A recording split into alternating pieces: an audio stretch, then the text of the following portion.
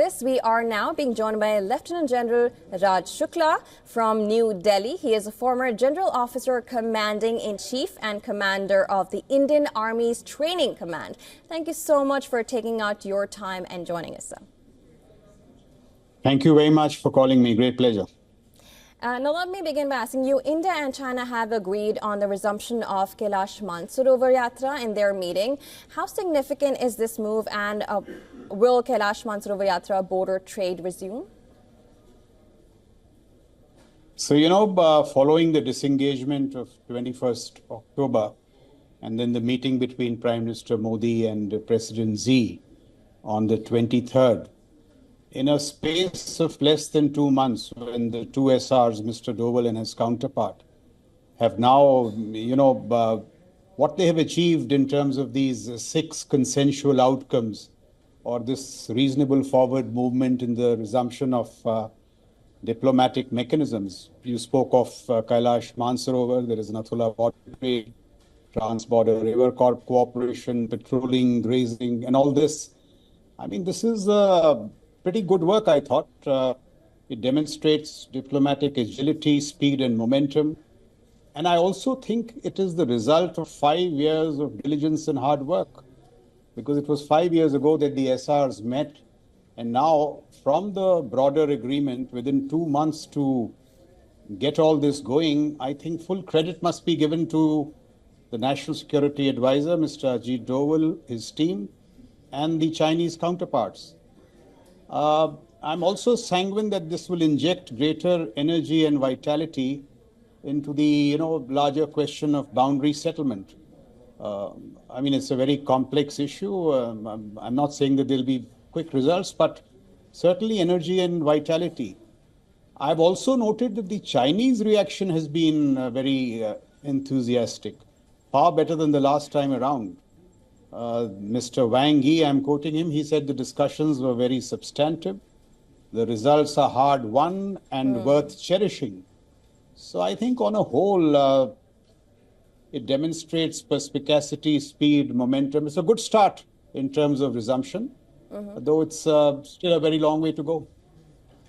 Right. So India and China reaffirmed their commitment to pursuing a fair, reasonable and mutually acceptable resolution to the boundary question, as you also talked about, which is guided by the political framework agreed upon in 2005. Now, to just understand better for our viewers as well, could you help us understand what is this 2005 framework?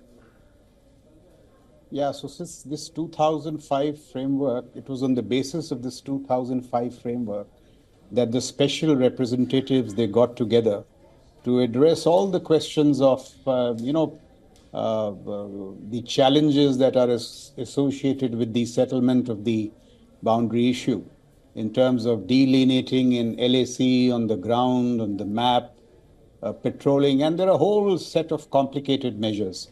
So here I would like to say, while this is a good reprieve, it is very good work done, it may be too early to say that it is a fundamental reset. Because here, see, the larger problem is what? And I would just like to make 2 to 3 very quick points.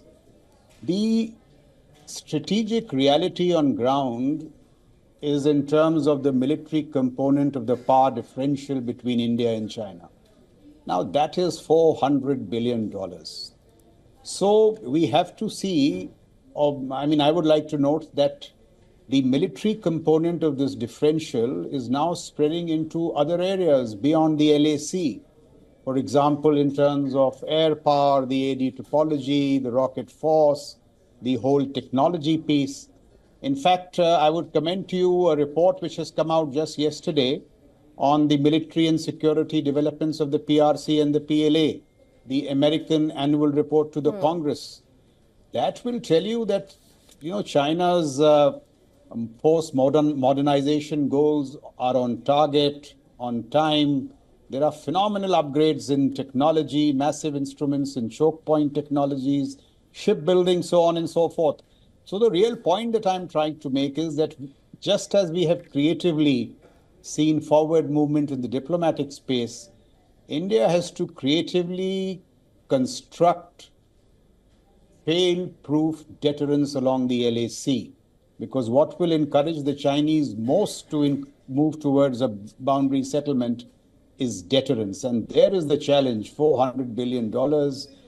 See, thus far, diplomacy has been returning to bail out failures of deterrence. The cycle must change. Diplomacy must ride on deterrence. And here, if I must make one final point, now India is, fifth largest economy, third largest economy. So we are now in the big league.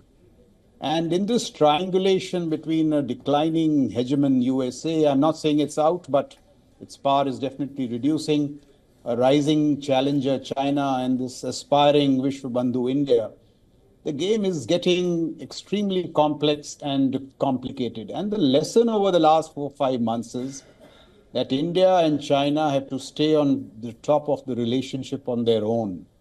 We have to get together because that increases our maneuver space with Washington. And, with America, what India has to see is there are two ways to take this relationship forward. Either we put faith on the Delaware spirit, which is increasing technology partnerships. We've done one on semiconductors. It should spread to supply chains, critical minerals, so on and so forth. But if the deep state instincts intervene, as they have over the last 3 to 4 months, the Indo-US relationship, will be held back. I'll give you an example. So look at the GF414 and F404 engine deals with HAL and with our light combat aircraft. American bureaucracies is dragging its feet on these deals. And Russia, even when it is at war, has given us the INS Tushel in quick time. So if the Indo-US relationship has to move forward in this triangulation piece, the bureaucracies has to return. So there are, complications. In some, I would say the SR talks are a reasonable movement forward, full credit to the NSA and his team. But we have to look at the challenges again, the $400 billion differential, diplomacy, our relationship with the USA, and it will need a lot of wisdom, thought, and fleet-footedness if the relationship with China has to finally settle down. Absolutely. I'm glad I was actually going to come to the question of the complications and challenges that we'll face, but you have perfectly summarized for us the challenges that we could face. And of course, also mentioning that US has actually, Pentagon just came out with an annual report that on China's military capability. I was referring to that. Yes, it's a marvelous report. And, absolutely. I would strongly urge your viewers to go through it. Yeah. Absolutely. So, but of course, you have summarized us the entire, of course, the meat and everything for us. But of course, that's the only time we have with you. But thank you so much for joining us, Lieutenant General. Great pleasure. Thank you. Raj Shukla, for joining us and giving your perspective.